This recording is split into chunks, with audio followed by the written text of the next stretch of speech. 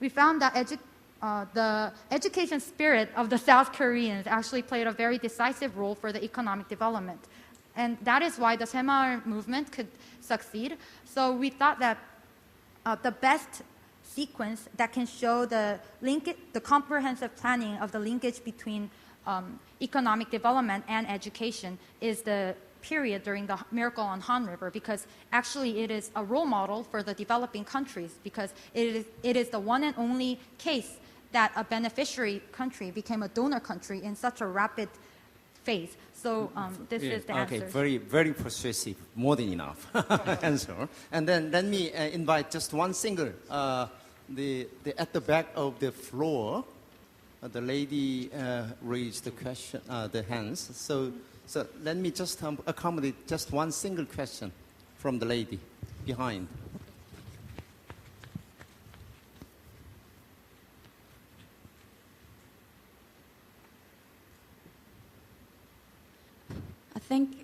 Thank you for the presentation.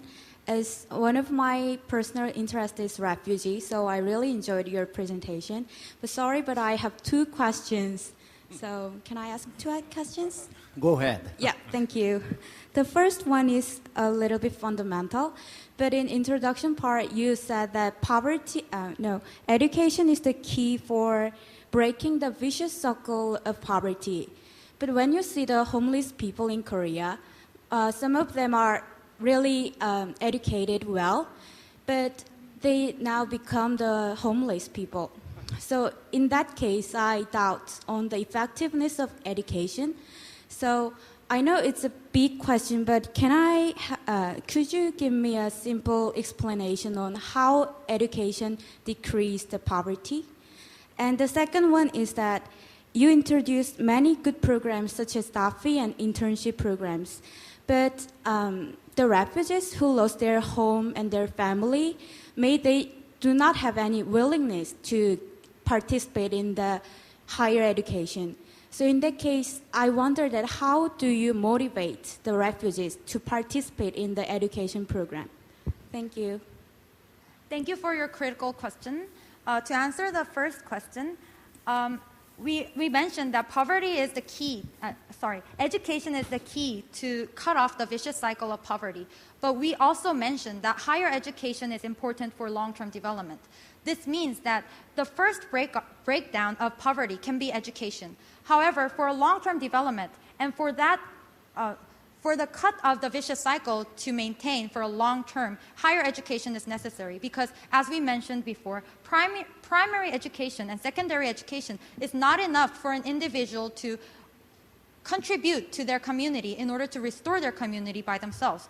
And that's why we mentioned that education and higher education is very important for poverty and long-term development, respectively. And for the second question, how to motivate? Oh, sorry. Willingness to participate. Actually, we were the co-students from international development class last semester, and we learned from Professor Pia Han that the number one demand from the refugees at the refugee camps is first the safety, but the second is they have a high endeavor for education. So actually, they want to be educated. And that's the reason why one of the judges before mentioned that it makes it attractive for the refugee camps if they provide higher education. So even though they are in a poverty status, and even though they are in a very panic status right after the emergency relief status, refugees live in refugee camps for more than 5 years on average. So during these years, they have the endeavor for education, and they want to build their community, and they want to just get out from the vicious cycle of poverty. And they know that the only key is education, especially higher education. So that's why we selected education in the refugee camps. And that's why we think that education and higher education will surely motivate the refugees to participate in the DAFI program and other programs that we have suggested. Thank you. Thank you. Very nice response. To conclude the presentation, actually, you made very clear illustration of the importance of education as a key to demolish the vicious cycle of poverty, and then you have introduced very good example of refugee camp and also introduced very good program like DAFI and internship programs. It was very useful and relevant to understand the situation. And then also you also applied to a relevant example to the case. So in that sense, your presentation and paper should be very successful. And then your way to respond to very complex question was very impressive. Thank you very much for your the efforts.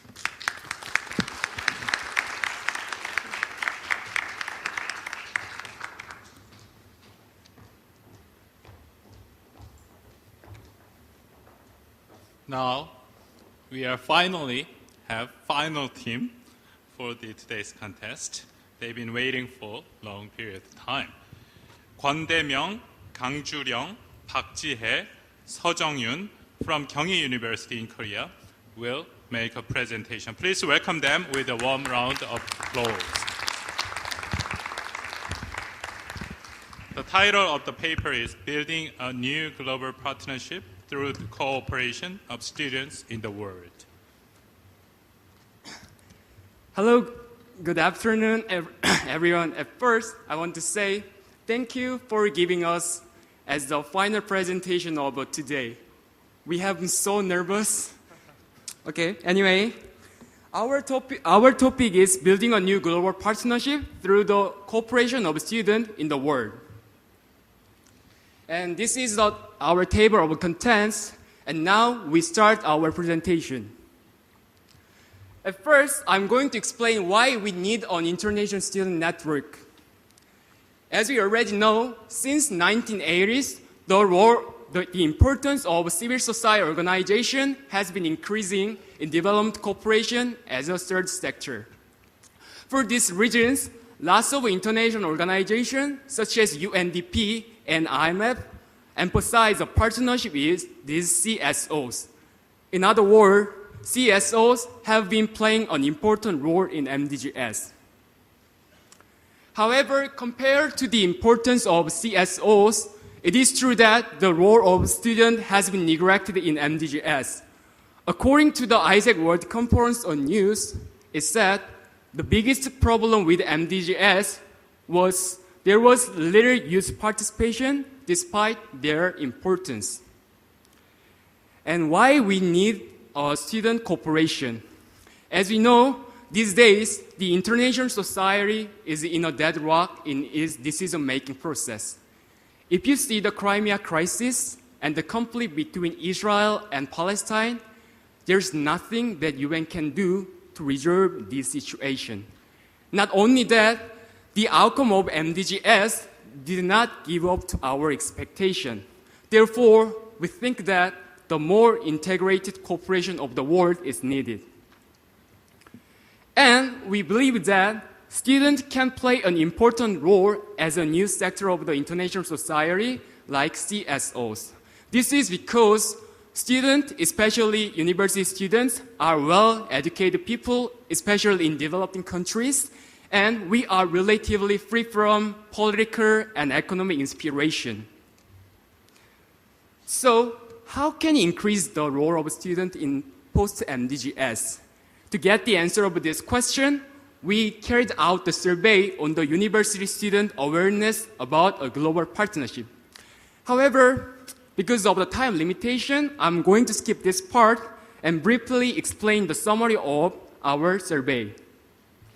Okay. Yes. According to the result of a survey, it said, despite the lack of student awareness on the global issue, most of the students agree that student cooperation is necessary in development cooperation. And to facilitate this student network, they argue that there should be some incentives for the participation of the students, as well as a network which connects students in the world. For this reason, in this presentation, we suggest building an ideal but practical student network. And we also argue that UNAI Aspire should be a central student network in the world. Now, I'm going to explain the successful case of a student network to show you the potential power of student cooperation. This is a story about the relationship between Volunteer KIC, which is a volunteer organization in Kyunghee University, and IR Group in Lao University.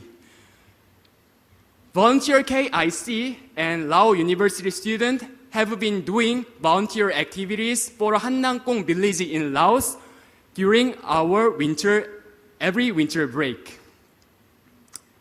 And the reason why we mention this case is that Laos is classified one of the poorest countries in the world, and only 2% of students can enter universities in Laos, meaning that the students whom we met there were quite rich people in their society.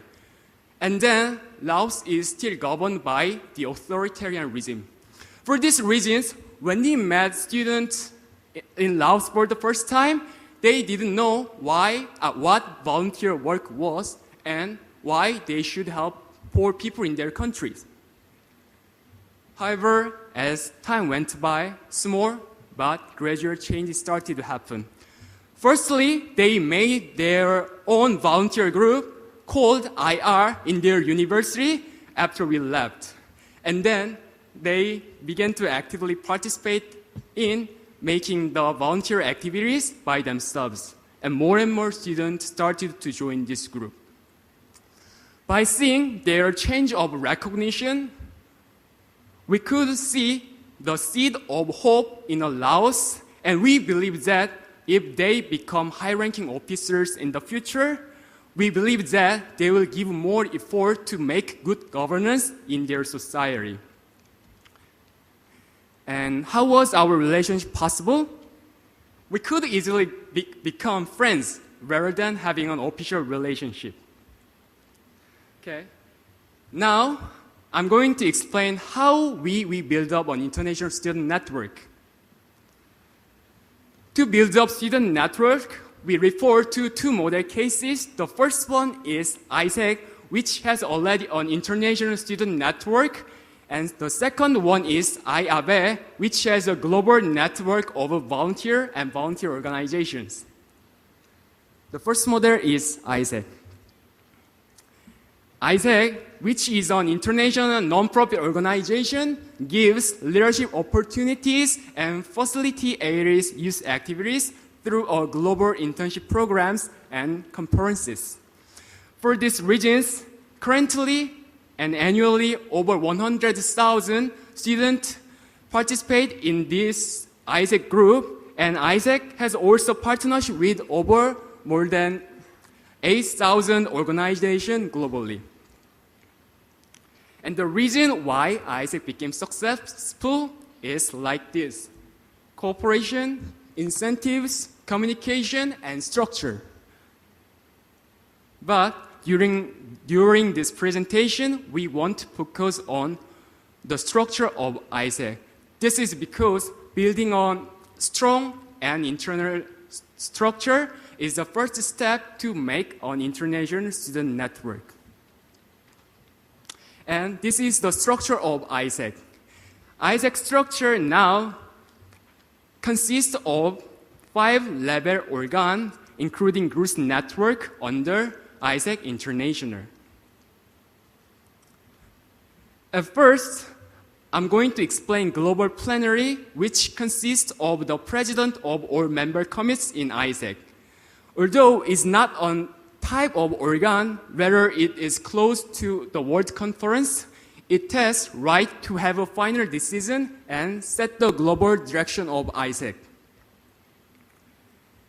And regarding to ISEC International, which we want to emphasize in this presentation, is responsible for the management of ISEC on the behalf of global plenary. And it consists of 21 young leaders from 15 different countries. And in ISEC International, there are 6 regional networks, which are core growth network, and through the existence of growth network, ISEC can effectively manage their whole network. And as a middle-level organ, the member committees is a central body which coordinate domestic ISAC network. And the member committees in each country guides the strategy of ISAC in each country based on their own national reality and opportunities. And lastly, related to local committees, which is situated at the bottom of ISAC structure, they are made based on universities or cities. And their main role is to implement the diverse plans of ISAC as a final level network. Well, as you can see, ISAC has highly interconnected internal structure. So from now on, we are going to apply this ISAC model into our UNAI model.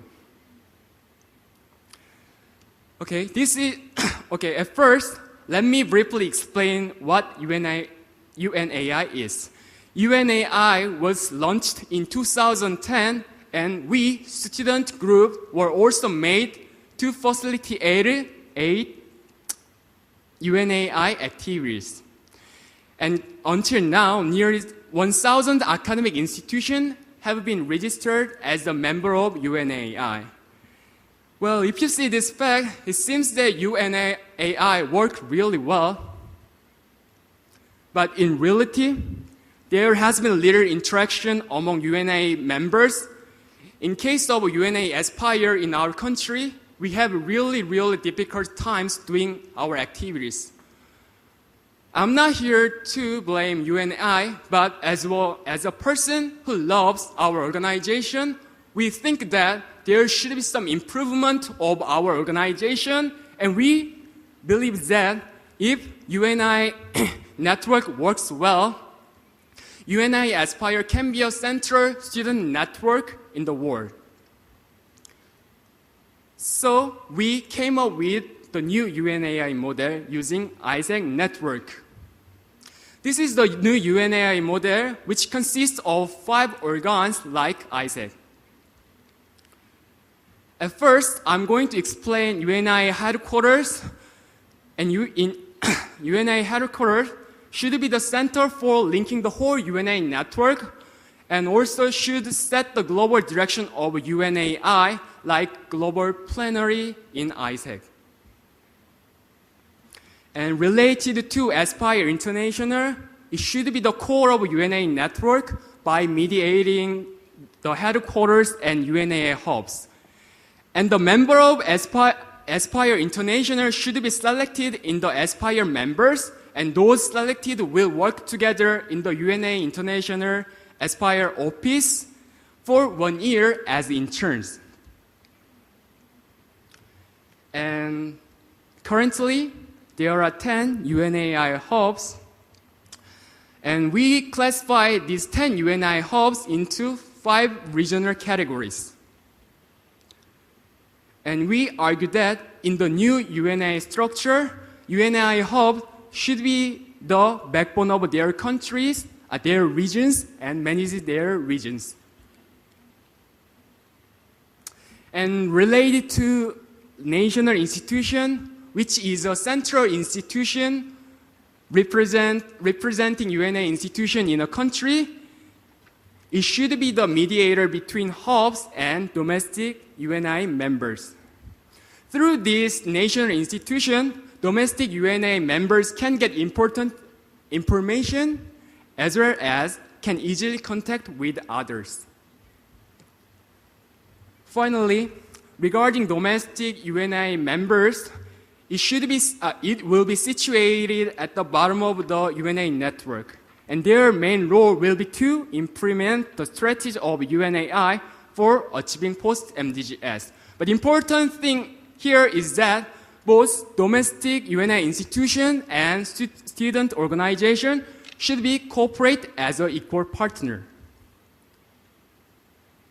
And the last message in UNAI network, we argue that UNAI or all organs of UNAI should cooperate with each other rather than having a hierarchical organization. So, from now on, our next presenter is going to explain the rest of our presentation. Hello, I'm the next presenter, and I'm going to explain about our second model, IAVE. IAVE is a volunteer organization which aims to promote, strengthen, and celebrate the development of volunteering. With global network with members in over 70 countries, IAVE is also famous for its conference, which we are going to focus on. But before introducing IAVE conference, there's something that we need to think. Why conference? Why not other activities like volunteering or donation?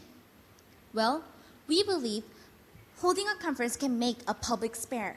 This helps people to see the priority of problems and to find new alternatives to resolve these problems. Moreover,